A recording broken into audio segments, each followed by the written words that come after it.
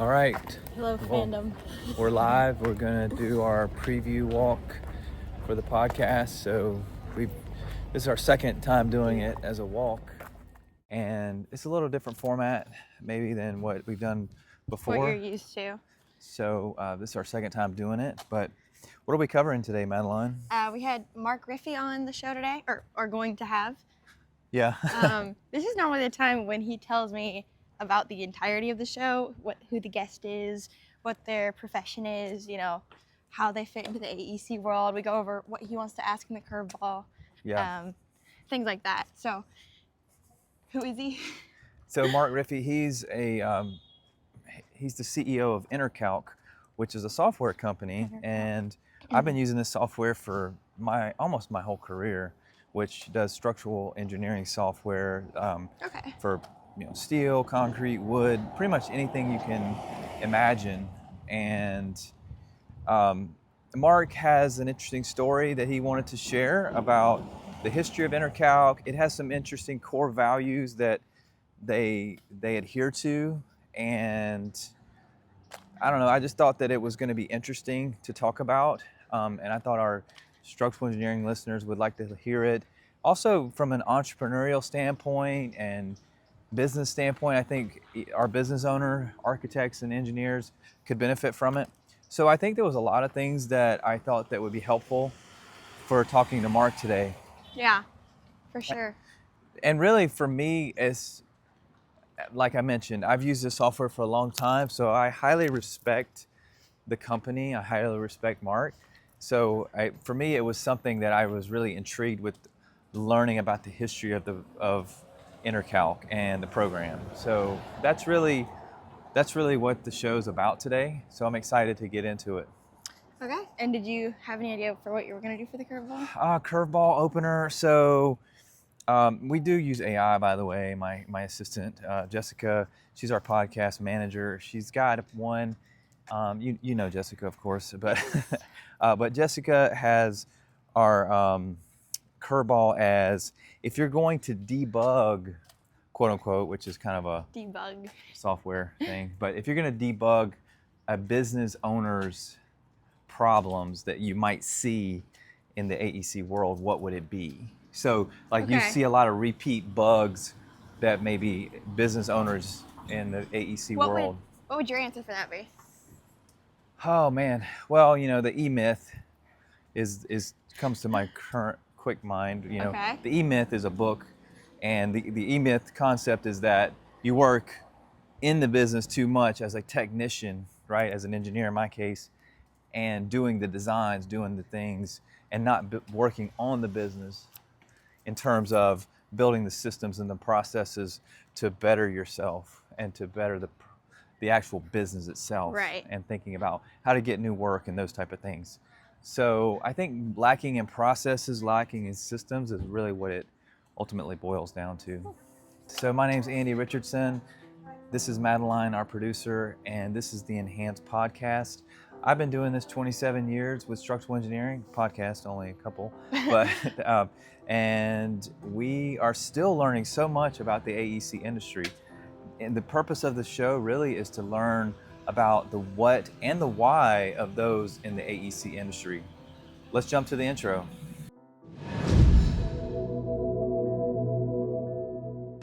Welcome to Enhance, an AEC podcast, where we learn the why behind AEC professionals so that you can learn your why. Hey, Mark.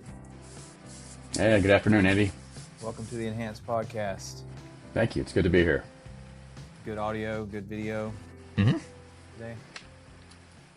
Awesome. Well, glad to have you today. And we've met before, so, it's great to see you again. Seen you a couple times at some structural shows and SEA, South Carolina. Probably again this year. Who knows? Yeah. So, and recently, I saw we were posting on LinkedIn, and you gave a history at a conference, and I said, hey, you need to come on the podcast and share that same history of ENERCALC. So, looking forward to hearing about that and hopefully a lot more. That sounds good.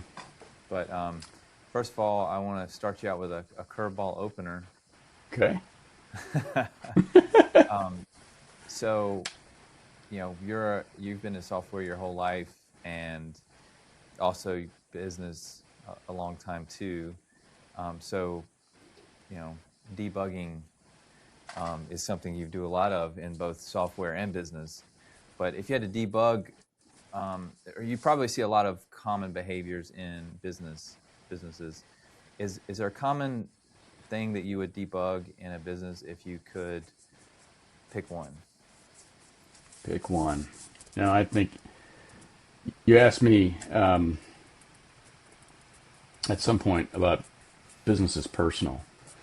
And to me, I think that's really it, is that it's really easy to get lost in spreadsheets and stakeholders and I guess the best way to look at it is look at it from a PE perspective. When you look at how the private equity groups, for the most part, how they run businesses versus how you run your business, the perspective is a lot different.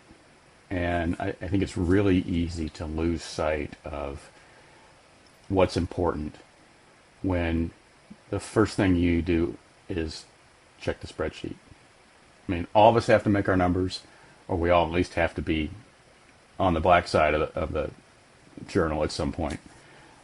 But when they drive customer behaviors or behaviors with customers to a fault, I think that's where a lot of businesses get in trouble. And you see that where, like in the last 20 years, PE firms have bought up a whole bunch of dentistry firms and rolled them up. And they have brought in some good strategies for those firms to make them more efficient and better record keeping and stuff like that. But they're also, I mean, when's the last time you spent 30 minutes with your dentist? Yeah. I can't even remember. It's been a while. And so there's a lot of things like that where it's good for the dentist because they take home more money, but there's a balance there. And I think that we all have to remember that our employees have families. They work in a community. All that stuff is connected together. And if we forget that, we start making decisions that aren't necessarily for the right reasons, or at least not for the reasons that we originally made or created a business when we first started it. We wanted to be independent. We wanted to build something. We wanted to do something better than we had done it before for whatever reason. And all of that stuff, there's just so many fingers connecting that. And eventually it all rolls downhill to the community. The engineer who gets home for dinner on time has a happier family life, you would expect. And if the engineers at your firm are making good money, then they can afford the time and the money to contribute to their community.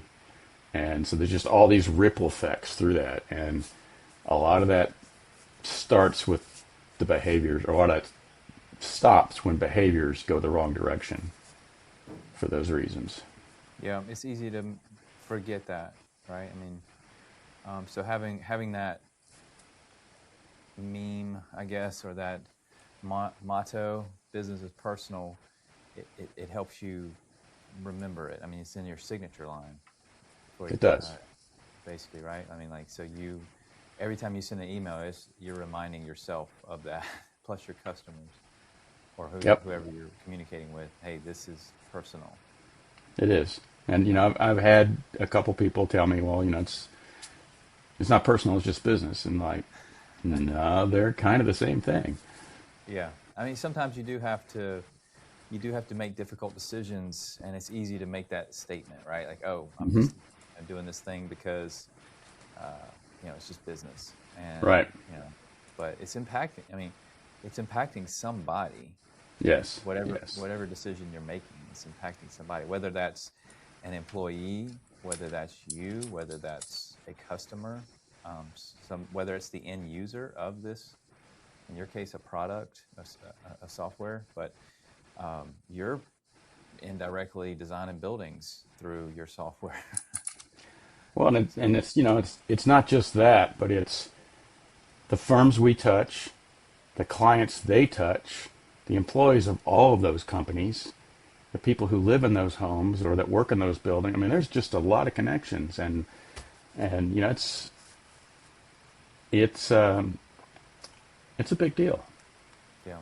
You know, I mean, business personal covers a lot of things, but it's always, to me, it's always really important to remember that, you know, when we're replying to an email from an engineer, you know, they've got deadlines, they've got customers, they've got a community they have to live in, and all of those things, you know, maybe might not be affected by that email, but they're affected by what we're enabling in them, and that's just a part of it.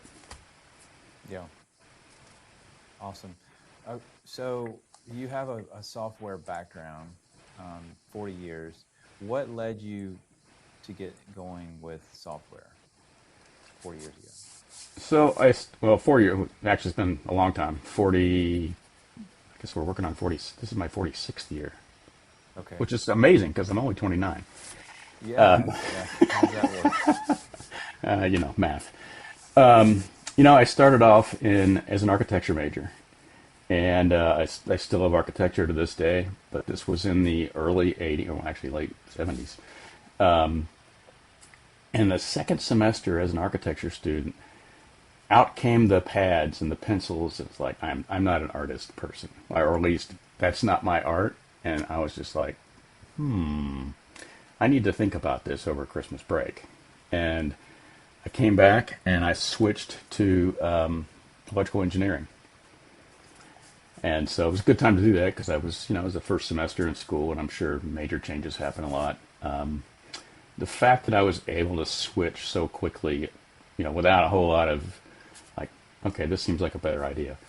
I did that because I was taking a calculus class first semester, and for some reason, I was enthralled with calculus at the time. I cannot defend that statement anymore, but anyway, it provoked me to move into double E. I always enjoyed electronics and, you know, built amplifiers and preamps and stuff like that when I was younger. So I jumped into that, and about a year and a half later, and when I was in school, I don't know how it is now, but you had to take, even if you were a double E, you had to take statics and dynamics and circuits and, you know, all the what I call WEDOT classes, you know, the hard stuff that teaches you the fundamentals, but also weeds out the folks who don't want to work that hard, and or whatever the reason might be. But so I had to take a computer class as part of the double E curriculum, and this was a really new thing. So my first semester in that class, we punched cards. So it was not on a stone tablet, but just regular punch cards. And something clicked in me during that semester in that class, and I was just really jazzed by it. And fortunately for me, computer science was in the engineering department. So I got to enjoy all of those calculus and statics and like 24 hours of advanced math. I mean, you know what I'm talking about. All those things were not electives, thankfully. They were part of my core program, so it didn't make me have to stay in school for another year and all that kind of stuff.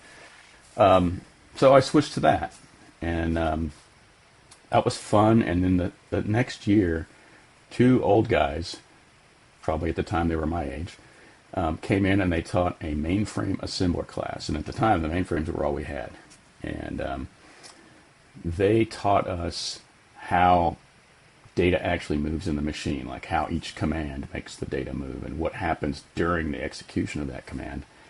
And, you know, being a charter member of the OCD club, I just fell madly in love with that whole thing. And here we are.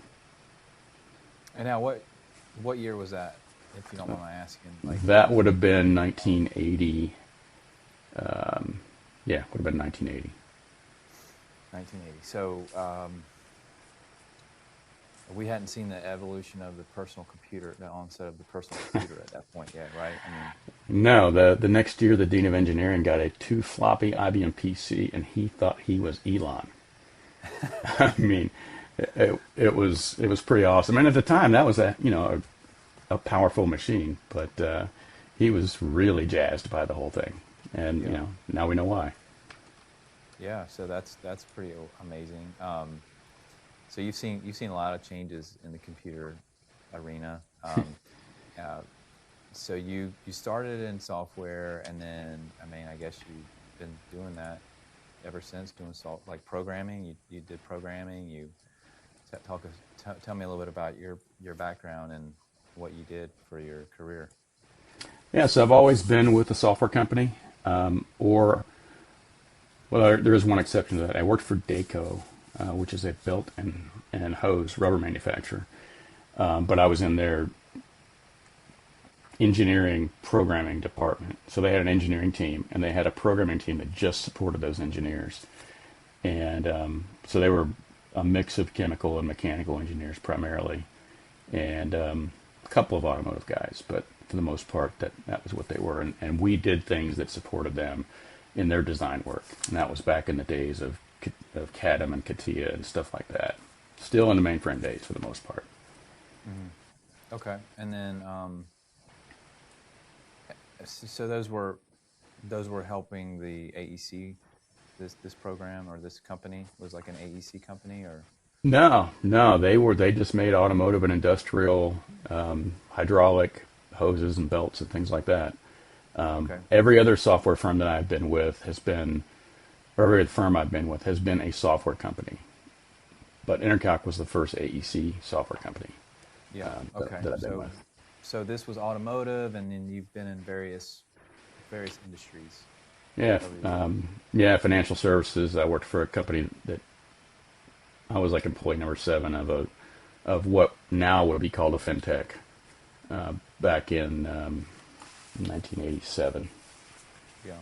Okay. And then, but most of the time you were doing programming, or did you move into management and ownership? Moved into leadership pretty much when I bought a company for the first time. Like you bought the company, or you were? Yeah, I ran into a guy who was trying to sell his software company, and so it was one of these deals where he had an existing user base and he had all kinds of problems, and they were just mostly organizational kind of things. They weren't really true problems that were unsolvable. So it was one of these things where I FedExed him a check on Thursday. He FedExed me a CD of source code on Friday. I FedExed him another check on Saturday. And then I learned the software on Sunday, and then on Monday in my lunch hour, I did tech support for that software from a laptop in my Jeep in the Missouri summer. Hey, you were training for your remote work that you're in now, right?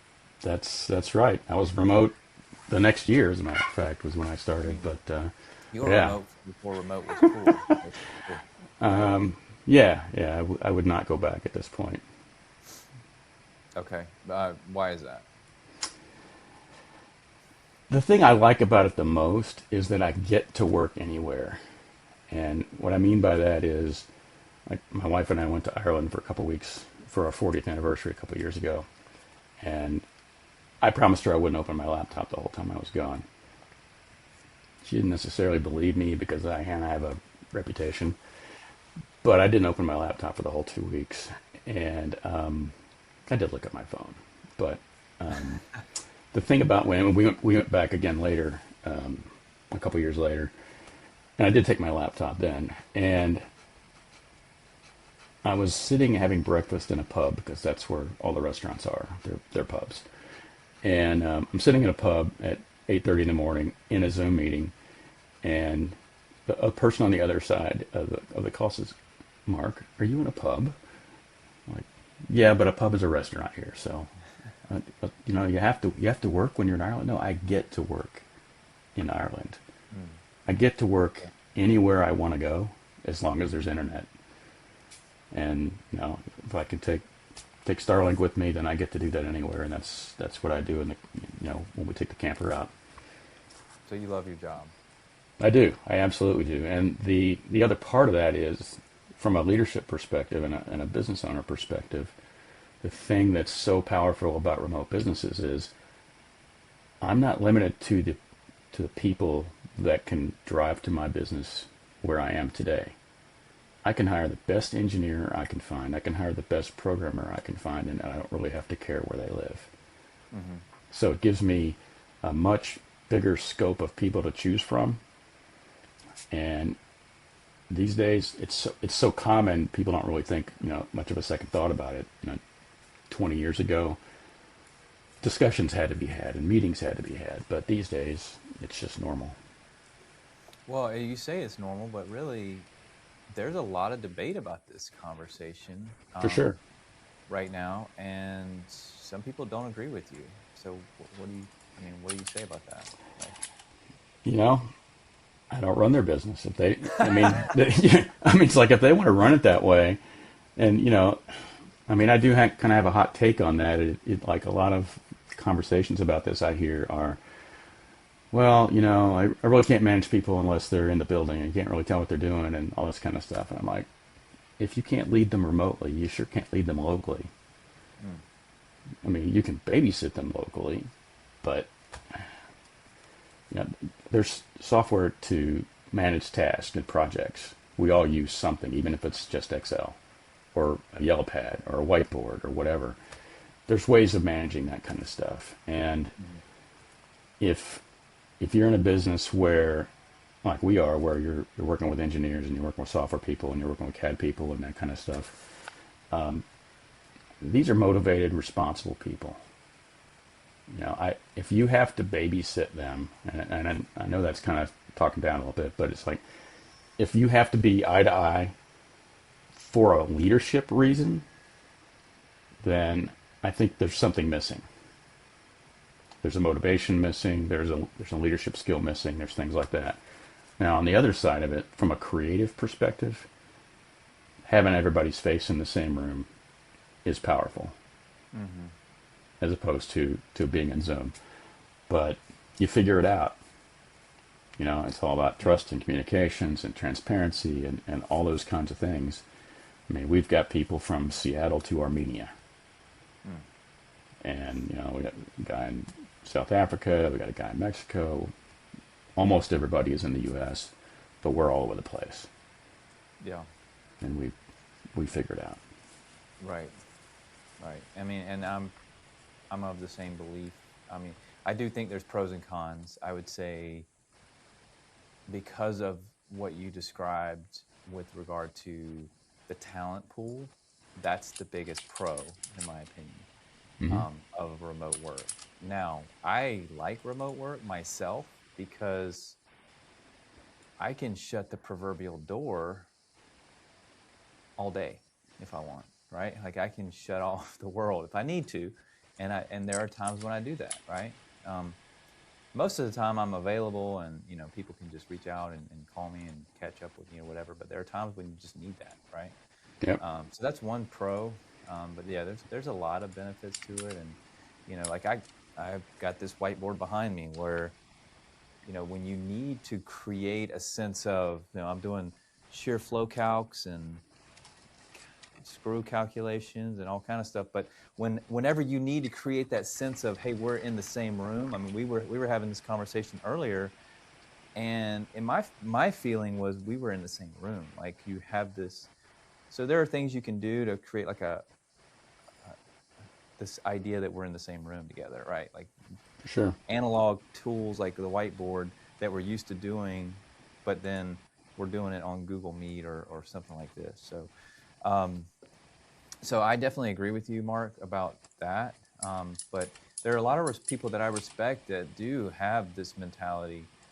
Like Dave Ramsey's one. He talks about it a lot. Yeah, he does. For leadership, and I respect him a lot. But this is one point I just disagree with him on that. I can definitely see the pros of it and everything, but this is just one point I have to say, I don't necessarily agree with that one. Yeah, I mean, the thing is, it's hard to have a remote oil change business, but there are people who do it. There's guys that run around in vans and do mobile oil changes. So there are some businesses. It's hard to manufacture electronic circuit boards in a remote business. So there's things that it doesn't make sense for, but for the things it does make sense for, it's a game changer. Yeah. So, ENERCALC. You're with ENERCALC now. So fast forward, you did software. You love your job with ENERCALC, which is what we've been talking about, but we really haven't talked about it yet. So how did that come about with, let's talk about you at ENERCALC first, and then we'll want to go get the history of ENERCALC, because that was one of the things that we really wanted to hit on today. So how did you get started with ENERCALC? How did you get started with ENERCALC? Sorry. So I went to a programming conference in 2020 in Gatlinburg, and I ran into this tall surfer dude looking guy, and we talked in the hallway for about 15 minutes about nothing, just programmers shooting the breeze. And we didn't run into each other for the rest of the conference. And that was the founder of ENERCALC. And so about 4 years later, Michael called me and he said, "Hey, could you do some SQL work for me?" And I'm like, "Sure, why not?" And I did more, and he asked for other things, and I did other things, and I eventually ended up building a whole bunch of infrastructure stuff for him. And over the next 13 years, he and I became pretty tight. And let's just say at the time, in 2017, when I came on full time, I knew where all the bodies were buried. And it was me and Mike, and until 2010, it was just me and Mike and his wife. And so one of the things that I told the folks in Arkansas, and I went into quite a chat about this, but is that from 1982, when Mike started the company, until 2004, when I started working on infrastructure for him on a part-time basis, he built that company by himself with a little help from his wife and a little help from his mom. He was doing all the tech support, he was doing all the coding, and then when I came on, there were over 1 million lines of code. There's like 1.6 million now. Now, what year was that you came on board? When I started contracting with him, it was 2004. 2004, okay. Yeah. So if you go back in time and you talk to the people who've been with us for 25 or 30 years or more, and we still have our first customer from 1982, by the way. But when you talk to those guys, they'll say, you guys are different than you were back then. I'm like, well, I explained that to them. Like, Mike was doing everything, all the marketing, all the building, all the coding, all the support. And so when you do that as an entrepreneur, you have to be very ruthless about about prioritization. And that's what he had to be. And so as a result of that, that's what you got back then. You got what he felt was most important and what he could produce with the time that he had. And the fact that he was able to do that on his own and grow it to what he grew it to before I came on in 2004, I find it remarkable for somebody to do that on their own, because it's quite a piece of work, let's say that. And then you throw the tech support and the marketing and other stuff on top of it. It's a lot of work. So he was definitely driven to do, to provide service for engineers. What was the, and by the way, I've been using this program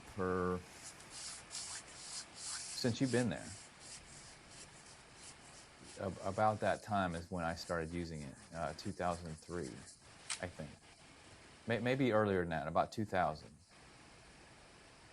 So one day I was, in my first company we were with, I didn't even know we had the software. I was walking around the office, and it's a very small office in South Carolina, and I'd always been, this is 2000, so I didn't even know we had software for calculations. I just thought we just hand did everything, like paper and pen and a calculator. So maybe a spreadsheet or maybe AISC manual. Anyway, so I was walking around, I saw this box. It was a gray box. It had about 20 discs in it, okay? It had about 20 of the 3.5-inch discs in it. I was like, what is this? And so I finally figured out, okay, ENERCALC. I was like, let me try this out. So I took it home. because I knew this 20 discs, it was going to take a while. So I sat there. It took so long to get all those 20 discs installed, you know, like you have to do one, and then it's like, okay, you pull out this disc and you do disc 2. I'd never done a program where it took 20 discs like that. It was Wow. wild. So that was pretty wild, but and it was like built on Lotus 123, you know. So you probably remember those days. Well, that's funny because like today, our biggest competitor is Excel. That's Okay. when people are coming off of something else and they haven't used it, and they're not using yellow pads, obviously, they're using Excel. And so we started on VisiCalc and then moved to Lotus and then moved to real software, built with programming tools. And one of the things that Mike preserved, and this was like a line in the sand for him, the tab and everything recalculates instantly. No matter where you change the number, if you tab, it recalculates the number. That all came from spreadsheets. So the irony that we compete with spreadsheets directly, but the most favorite behavior of the founder was that it acts like a spreadsheet. I just find that funny. Yeah, that is interesting. Okay. Anyway, I thought you might appreciate that. Yeah, that's cool. So I have an affinity for ENERCALC because I've used it pretty much my whole career, and so I thought this would be a fun one. This is one of the reasons I thought it would be a fun show to have. But so what got Mike? Is it Mike? Michael. Michael. Michael Brooks. Yeah. Yeah. So what got him to start ENERCALC in 1982? So he got out of college, and his dad was from my perspective, his dad was a player in the tilt-up and retaining wall world in Orange County. Like, he worked with the people whose names you see, like et al. And all the PhDs that are in the line. He worked with those folks to do the research, to make the research that they were doing on tilt-ups and things of that nature, to get those into production. And I can't remember the guy's name. One of them starts with a B, but it's kind of irrelevant. That was his business. And so when Mike got out of school, he went to work for his dad. And he was instantly in the grind. And he found that he was doing the same work over and over again. He's like, I need to find a way to not have to do this exactly same thing and just change a couple of numbers. And so he went out and borrowed $9,000 to buy what today would be a PC that nobody would want to use. And that was the only debt that the company ever incurred. And he started making spreadsheets with VisiCalc, and then he moved to Lotus and saved himself a bunch of time. And he said, I'm probably not the only engineer that needs stuff like this. And so he started going around on kitchen tables. And I just can't imagine, I cannot picture Michael carry, because you think about what computers were like in that time frame.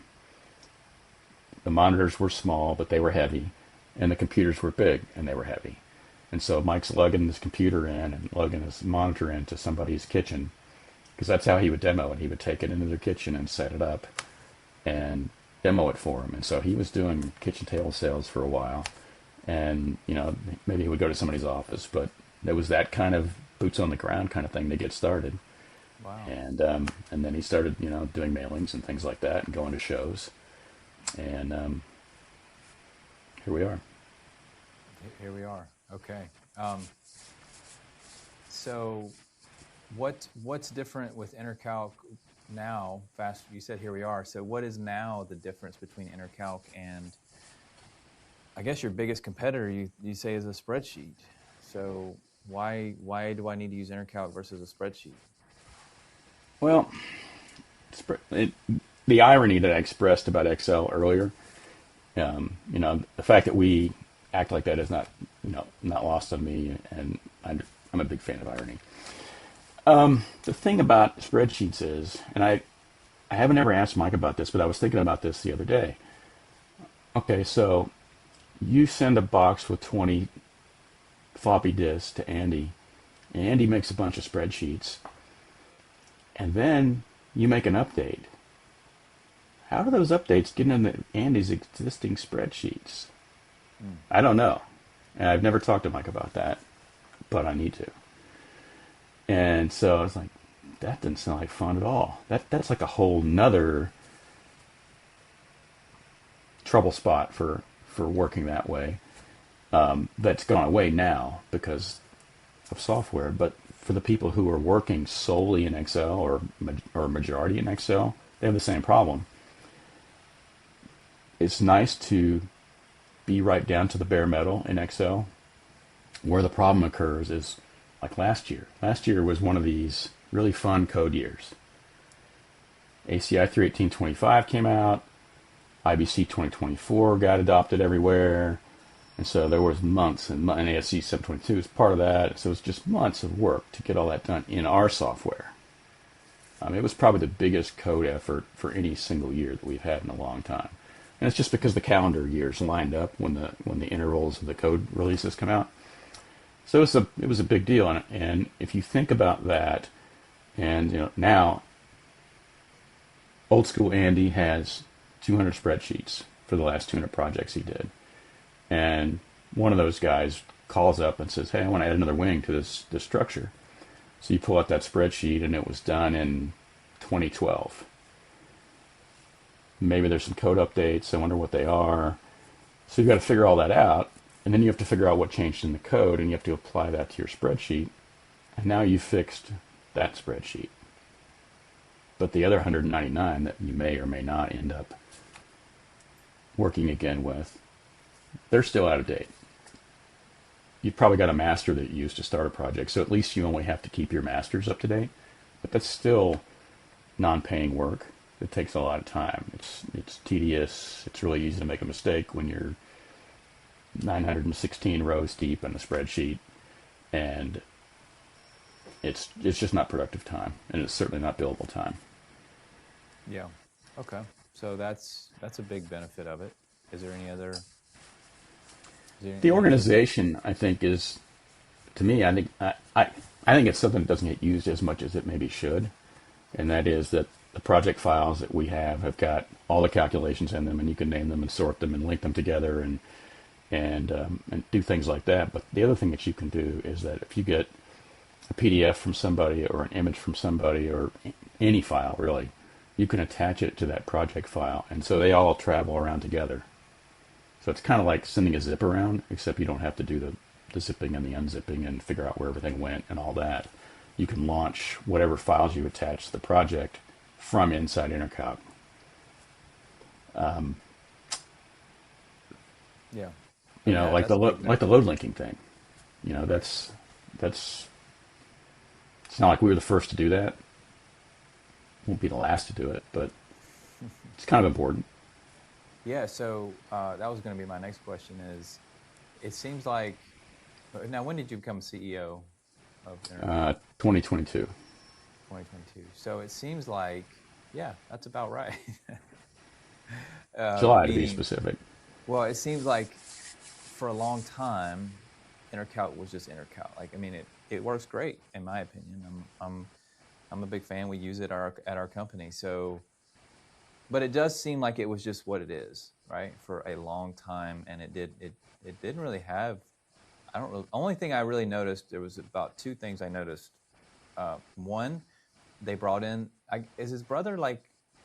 His brother did like some stuff too, right, or something? Well, his dad, after he left his dad's firm to run ENERCALC, his dad had somebody make some retaining wall software. Okay. And that was Retain Pro. And then at some point in the last 20 years, and I don't remember what year it was, but at some point, Dad was like, I'm really done with this. Could you take this over so my customers don't get orphaned? And so he's like, sure. So we took that on and supported it as is for several years, and then we integrated it into ENERCALC in 2020. Yeah, okay. So that was one big change, because I remember we had to buy that separately, and I'm like, man, that was a really nice change, because basically you got that built in for no additional fee. Yep. And you didn't have to worry about the two different softwares for a retaining wall software. But so that was one thing, and then there was one other thing. Oh, the seats. but that might have been after you came in. The 2 seats. That was during COVID. Okay, so that was nice Yeah, too. yeah. So what happened there was when everybody, the way we saw it was, and we could see this in our license management data, it's like everybody went home on a certain day in April. I mean, you Yeah. could watch it, and what we started getting support tickets because people were activating the software at home for the very first time, or they were installing at home for the very first time. And we thought, there's going to be a lot of back and forth. There's going to be office tag. I'm out of the office now. You can go to the office or whatever. And there's going to be a lot of people going home. And this is going to cause a lot of commotion seat-wise. So we're just like, you know what? We're just going to give everybody a seat, so that way they can work at home. Because most of our customers are small. They're. I mean, you guys are big, on the average. Mm-hmm. Most of our firms are 2 or 3 engineers. It's like, we're going to give you an extra seat, so that way you can work in the office or you can work at home, and both computers will stay activated, and we're just going to do that. And so we did that for the pandemic, and then we got used to it, users got used to it, and it just didn't make any sense to change it. Yeah. Okay. And so there you go. Benefits of COVID. There's a short list. There are a few, I guess, right? So I guess my point of all that was, it just seems like, and this isn't meant to be a knock, there's a good and a bad of it. ENERCALC was a steady program that you could just count on and use and do what you needed to do. But then, right about when you took over, there's now some innovations that we've seen, right? I mean, so you mentioned one just now. I mean, but do you want to talk a little bit about some of the innovations you've been able to bring in since I guess you've been in, or in the past few years? Yeah, so where that really changed was in Thanksgiving of 2016. Mike called me and he said, "I need you to find me a CEO." And at the time, I was a development VP for an East Coast company, and I had a team in Ukraine, so I was going to Ukraine every quarter, and there's a lot of commotion in my life at the time. It's a good job, but it was like, you ever had a job where it was kind of awful, but you learned more at that job than any place else? Well, that was this job. So, yeah, everybody probably can at some level, but anyway, he's like, "Yeah, I need you to find me a CEO," and I had a pretty good network, but I also, after 13 years, was pretty close to Mike, so I knew who was going to fit Mike and who wasn't going to fit Mike. And so I spent maybe 3 months trying to find somebody, and I came back to Mike in like February, and like, "Mike, I can't find anybody who I am willing to risk our relationship on by telling you this is the right person." And I said, and just kind of as a joke, and I said, and this was true because she did say this, "My wife says you really just want me to do it." And he's like, "Never thought about it, but yeah, I think she's right." And so I came on full time in 2017, just kind of this, because of my wife was right. And the context of, yeah, absolutely. The context of that was, I've never really managed a bunch of people. And at the time we had, including me, we had 6. But that was still a bunch of people. It was just, when you're doing all the things that he was doing, managing 3 or 4 people was kind of a thing. Mm-hmm. So he was like, "I've never really managed people. I need you to do that. I need you to manage the team.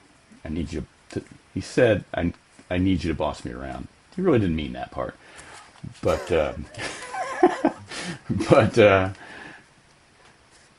he said, I need to get things more organized than they are. And at some point in the next 5 years, I'd like to sell the company because I'm old enough that I'm ready to retire. I've been doing this for almost 40 years, and I want to use the best parts that are left in my life with my wife. I'm like, okay. So that wasn't really very important for about 4 years. And In 2021, he came to me and he said, we should probably think a little harder about this. So you've probably gotten these calls. You get calls and emails and text messages from PE firms, investment firms, whatever. We want to buy you, whatever. They want to roll you up and do whatever they want to do with you. I was already pretty tired of those calls by then, because they come in with no context whatsoever. They haven't looked at your website. They don't really know what you do. They just get your name off the list. Later in the year, Mike and I were talking, like, maybe I should just sell the company to you, Mark. I'll finance it, and we'll take your equity as down payment, and we'll call it good, and we'll move on from there. And when I gave him an offer, he's like, I really don't want to finance it. If I'm going to walk away, I need to walk away. And I was like, I understand that. So we started getting a little more serious about looking for the right buyer. And that was because we both, and this got really emphasized for us during COVID, was that when we started looking at our numbers a little closer, because that year you had to do that. We only had like a little 2-month sag that year, but you were still freaked out about it because you didn't know what was coming next. And we wanted to find somebody to preserve the legacy, because what we had seen in a lot of companies that get bought out, especially software companies, they all get mushed together with other companies, and then all the people who are making things happen no longer like the environment, so they leave. And then the company kind of falls apart, and the software fails, and then all the users are left sitting there like this. They don't know, what are they going to do? Can you imagine if we disappeared tomorrow and you couldn't start the software? How painful that would be for the industry. 65,000 engineers. That's more than that now, but close enough. Wow. We were not willing to let that happen under any circumstances. And we both had decided that if we didn't find the right buyer, we would just keep doing it, and we would figure it out. But we ran across a company that was interested in preserving the legacy and interested in making things happen long term. Like when we have long-term conversations now, they are in the 20 to 40 year time scale. They're not in the 20 to 40 minute or 2-quarter time scale. So that all happened in 2022, and that's why I became CEO in July of 22. Yeah. So okay. Need a little background there. So at that point, I knew we had to grow the development team, because first of all, Mike was going to be leaving at some point. And second of all, I just felt like there was some, you didn't say this, but I'll say it, there was some reputational damage that we had done simply because there was only one of Mike. And there was only so much that he could get done. And Chris and I were both like, this is something we have to focus on, and pretty much focus on nothing else for the next 18 months. And so that's what we did. And so at the end of that time, we were almost, not quite as big as where we are now, but we had knocked off a ton of changes, and we had started unload linking, and things that needed to get done were getting done. And the priorities that I gave Chris at the time, as I said, I don't want to be involved in bug fix priorities every day. There's two things that are important to me, though. One, if there's anything that's producing incorrect engineering results, that's top priority. If there's anything that's affecting the presentation of engineering results, or whether they're right or wrong, that would make the engineer make the wrong decision, that needs to be fixed. Those two things are top of the heap. Everything else, you as a PE should decide. And so that's how we operated. And other than new things that we're doing, that's kind of how we operate today. Awesome. Thanks for that background. So you mentioned the load linking,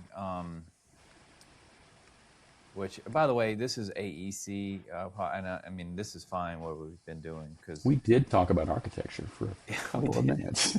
well, this is totally fine, because we definitely get into the A side and the C side, and we're going to nerd out today for the engineers that are listening. But I mean, I'm sure there's some architects. One of my biggest fans an architect. So That's cool. It's a but good thing to anyway, have.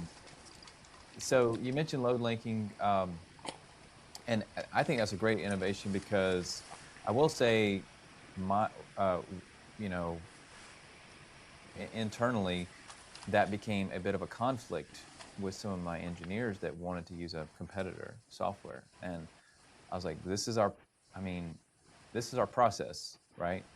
We do what we do on what we call a key sheet, and actually, if you open the original manual for ENERCALC, it talks about you need to not try to do your thing, like have the plans and have ENERCALC. He said, really, he recommended to have, we call it a beam sheet, a tally sheet of sorts, where you kind of keep up with these things, and then you put it in ENERCALC. And I did that from the year 2000, and I've been doing it ever since, and that's part of our process. But anyway, long story short, we have a process for it, and part of that process is actually ENERCALC for our component design. Now, we do buildings where we design it in Riza and do some other softwares.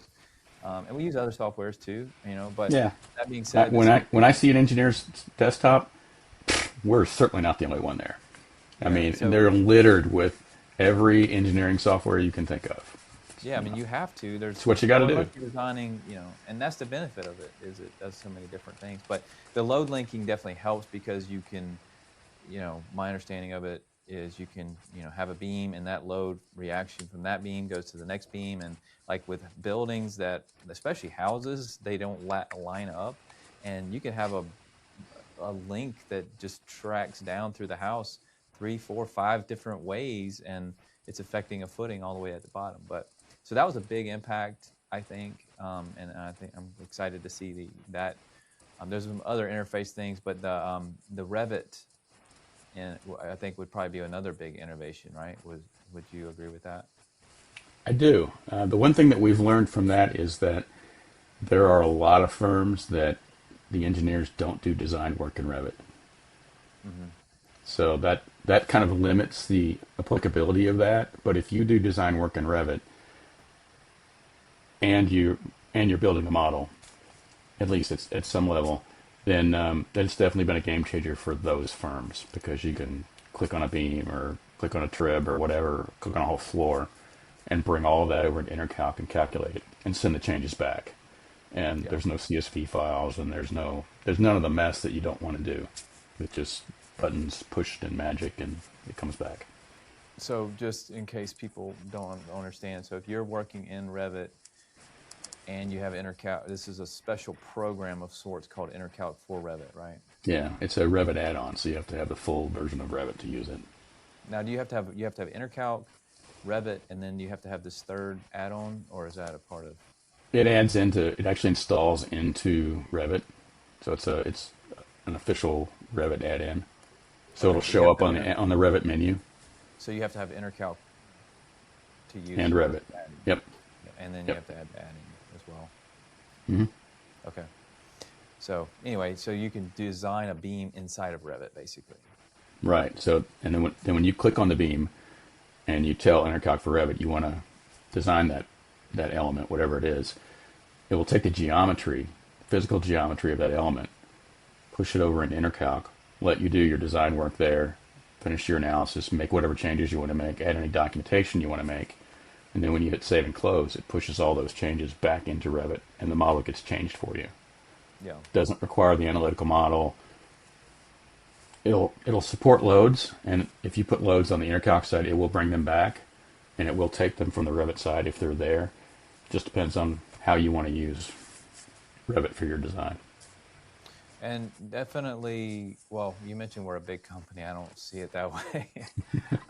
But I mean, I will say we have enough that whatever we do has an impact on cost, right? Like if we go ENERCALC for Revit, that's a big number for us. So we really haven't been able to do that. And also to get Revit for all those engineers, full Revit is another number. Yeah, because it's named. So, named users. So those are a couple things that we're dealing with. But I am very intrigued by the workflow. It's just hasn't been something we've been able to incorporate yet.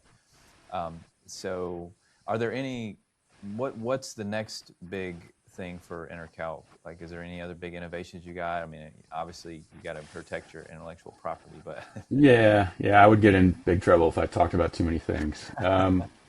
By the time this gets out, load linking for general footing will be out. So that will Okay. that will complete the load path. And my understanding is that will make a lot of people happy. Yeah. So, Okay. so we Awesome. can Yeah. expand from there, but getting the footings done was pretty important. Yeah. Good to hear. That would be helpful.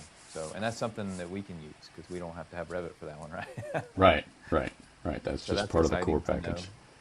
Yeah, so there's lots of things like that going on. One of the things that we did this year, or I guess last year, when we added support for IBC 2024 and for ASCE 722, we found a couple of states started kind of doing their own thing. You know, they thought they were at the salad bar and they were going to make their own IBC, and that's become more prevalent. The states adopting codes before IBC does, and I think it's going to continue in that direction. And so one of the things we did was we broke out the codes so that you can choose an IBC and have it like this project is according to this IBC, and that's just the way it is. Or you can say the core of the project is this IBC, but we're going to use ASC 722 wind or whatever for this. And don't make me keep changing the code for the project. Just use this code for this part of the project, and that's what we're going to do, or for the whole project. So now you can go to the salad bar and pick whatever code you want for the project and do your thing. Okay. Yeah, that's a good solution for that. And yeah, it's an unfortunate challenge that you have to deal with because it's called the International Building Code, but it doesn't seem to be very international, right? No, it doesn't. I mean, I do think it, speaking of the year 2000, because that's about when the IBC came out, and it did seem like that was going to be the tone, and it was for a while. It was very much used ubiquitously as written. But now we see, like in our state, we have the South Carolina Building Code, which I still call it the IBC with state amendments, is what I call it on my plans, because that's the way I see it. Yeah, that makes sense. But anyway, so that's a creative way to handle that, though. So those are some of the updates you have coming. That's pretty exciting. We got to talk about the elephant in the room, though, of course. Okay, we can do that. I will say that there's something going on in the room over there. I can't tell you about it, but I'll tell you that you will really, really like it. This is you're working on it, or? No. Well, virtually that room over there. Oh, okay. I got you. All right. Another ENERCALC project. That sounds exciting. So you have other things, you just can't talk about them necessarily. Yeah. These are big things. Yeah. Okay, awesome. What about the elephant in the room? You know what I'm talking about? I don't know. Maybe. Well, the AI. I mean. Oh, okay. Well, I wasn't sure because for us there could be many elephants. Yeah. I mean, there's probably others, right? Competitors and such, right? Well, not so much that. It's just, I don't spend a whole lot of time talking about competitors. I like to talk with competitors, but it just doesn't. I don't see a whole lot of ROI there. Right. Make your product great and take care of your customers. The thing is, there's hundreds of thousands of engineers on the planet. We can't serve them all.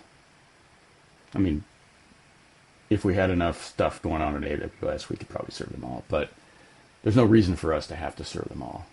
There's plenty to go around.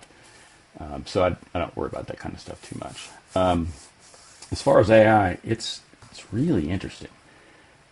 There's the whole black box thing, which I thought maybe was where the elephant was going. Because there's the ENERCALC as a black box thing, which is something you may have noticed in the last 2 years or so, where like you can right click on intermediate results and get a little spreadsheet and things like that if you want to do that. Over on the right side on the input or on the outputs tabs. We take that whole black box thing kind of seriously, and the interesting thing, I talked to Mike about it, and he said, when I was building all this, nobody wanted to see that stuff. I'm like, okay. I'm like, Do you know why? He says, no, they didn't want the noise. It was all about signal to noise for them back then. But today it's about defensibility. And so, requirements change. It's just part of being in the software business. Is it? Yeah, I wonder where that came from. It's almost like I don't. It's akin to like an urban legend. Like somebody said black box, and nobody can, and now it just can't be let go. That's what it feels like. I'm not saying I disagree with it. And by the way, which AEC podcast. So can you explain what you even mean by black box? Or Well, the reason I mentioned it is because we were about to talk about AI, and that the knock on AI for engineering use is that I'm gonna put some stuff in this inbox over here, and I'm gonna get a design out of this outbox over here, and I'm just supposed to trust it. That's not how engineers work. Sure. And so it's kind of the same issue. It's a little different, but ultimately, the black box thing is something that any vendor using AI has just got to be cognizant of and understanding of. And if they're already an engineering vendor, they should already know that. And I think they do. I think that's why you haven't seen massive rollouts of spectacular AI products yet, because the tools, until like October, the tools were functional for the things that we've been using AI for the last couple of years, but for engineering, programming, and things like that, they didn't really get really good, until like October. This last set of releases from Anthropic, like Opus 4.5 in particular, is spectacular. But to get back to the point of AI in engineering, one of the things that we have avoided is, look, we have the AI checkbox thing. We have a feature. We have a copilot in ENERCALC because we want to check the box and say we were the first, or that we just have it. That's never really been too much of interest to us. I think there's some value in, can I have a conversation with this project file? But that's me, the nerd, the programming nerd talking. That's not me, the engineer who has to get stuff out for a deadline talking. And so when we talk about those kinds of things, I have 5 engineers to keep me on the rails. We have 5 engineers that all used ENERCALC in the field before we hired them. And between them, they've got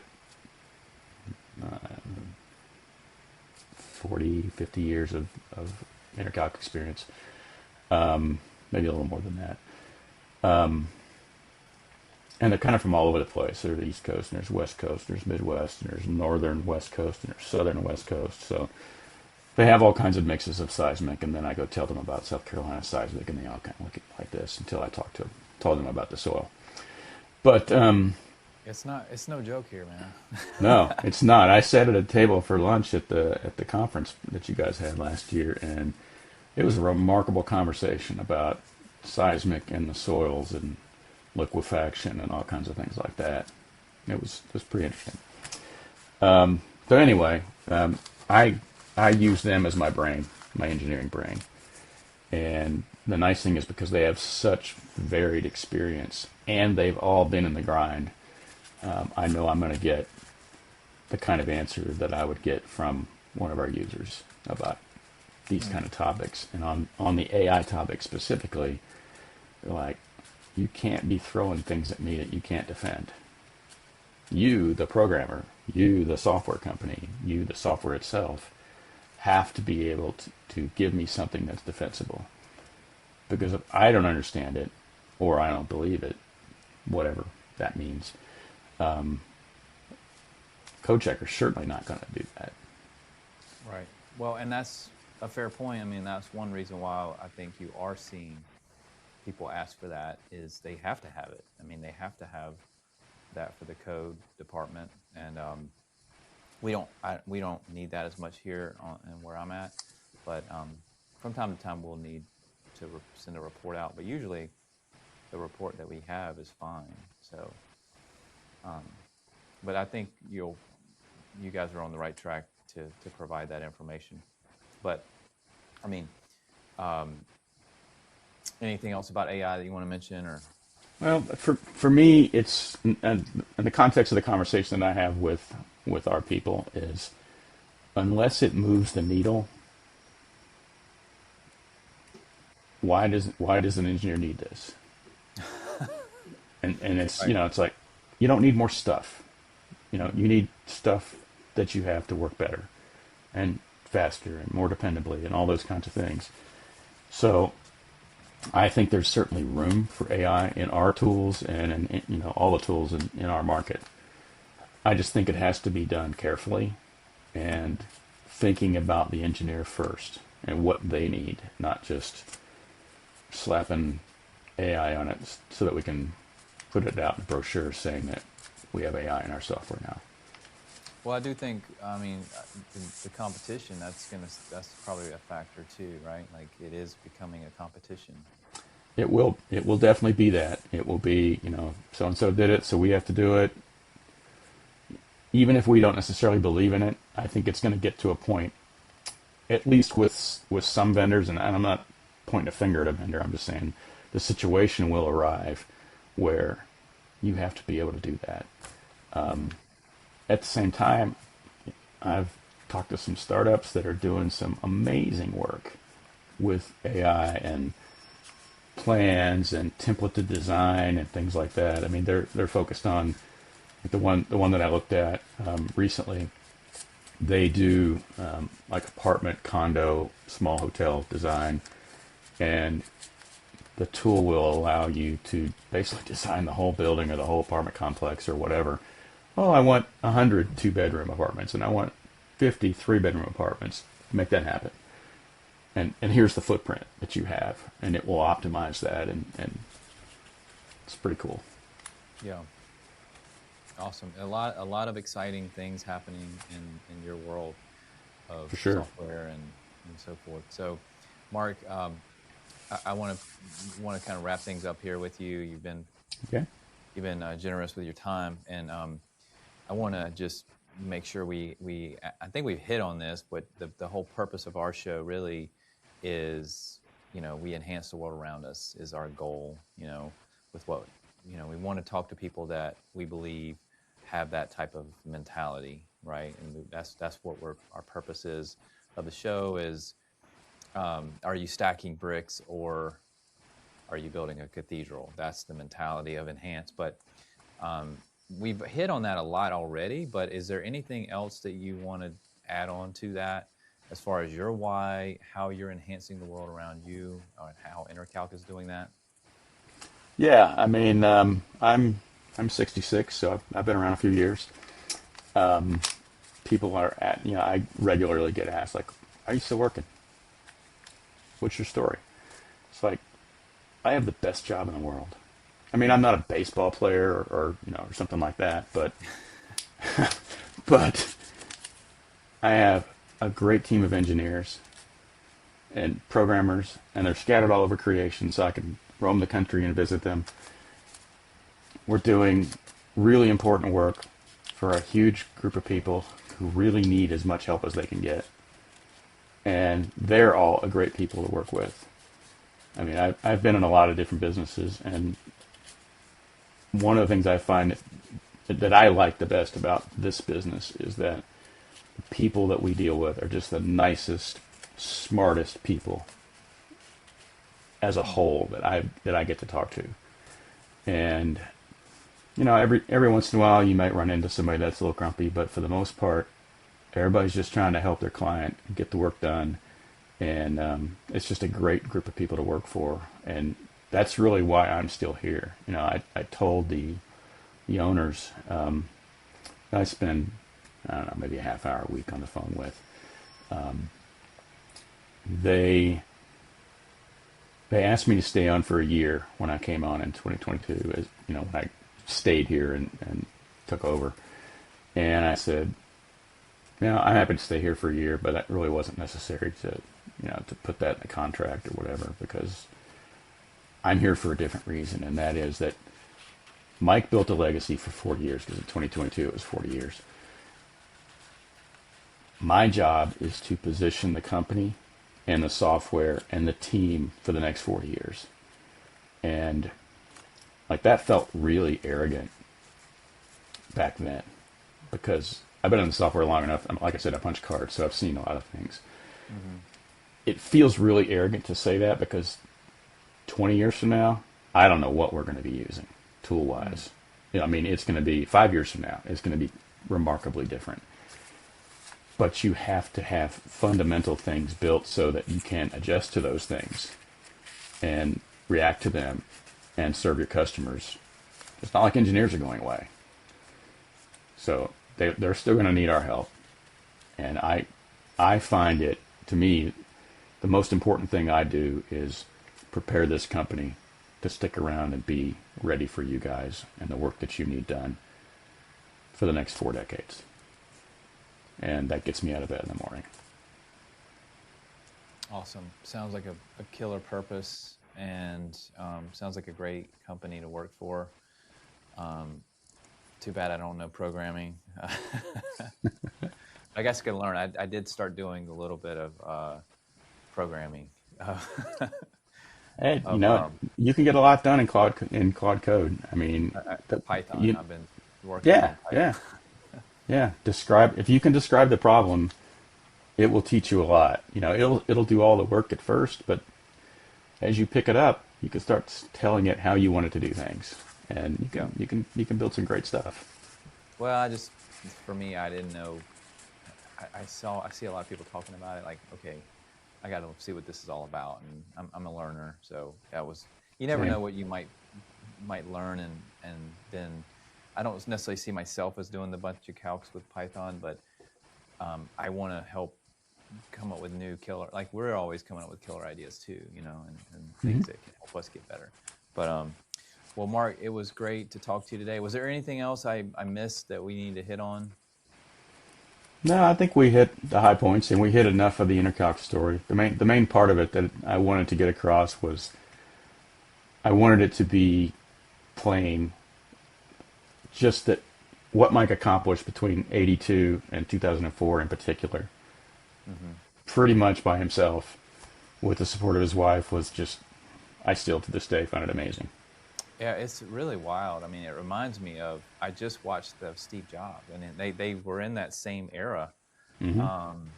So it's really wild, because it reminds me of the Jobs with I watched the one with there's a number of them, but the one with Ashton Kutcher. So he did a really good job of that. But it kind of reminded me of him, carrying this big laptop or computer around and these kitchen tables and everything. Like, I can just envision that. So is he, now he's totally out of the picture though? Yeah. He left about 3 months later. So we're still in contact. We swap emails and phone calls pretty regular. Yeah, awesome. Well, hopefully he'll listen to the podcast, and I hope we did a good job with it. I appreciate what he's done to help us, and I always enjoy hearing about entrepreneurs like him that have started something great, and I hope that you're able to have ENERCALC going for the next 40 years. So, and by the way, everybody, so you can get ENERCALC. What's the website for that? ENERCALC.com. Boom. That's easy. And you're on LinkedIn. I am. And so forth, so you can catch up with Mark there. He posts every now and again about some of the updates going on. So thanks, Mark. It was great to have you. Take care. Thank you, Andy. Appreciate it. Hey everybody, thanks for listening to today's episode of Enhance. And please leave a like, a subscribe, or a follow, and we'll see you next time.